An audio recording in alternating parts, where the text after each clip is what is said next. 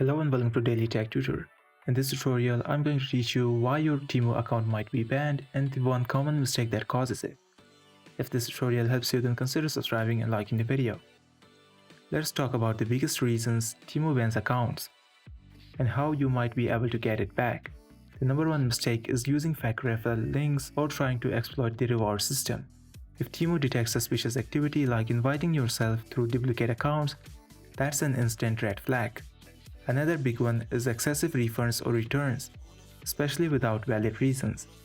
If you're constantly asking for refunds, Temu's system might flag it as abuse.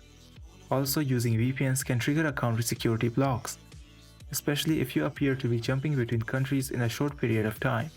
And finally, if you have made multiple accounts on the same phone or under fake emails, Temu can detect that and shut them all down.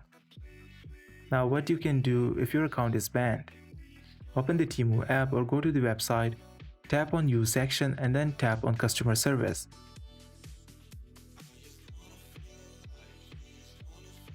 Then scroll down and tap on Contact Us.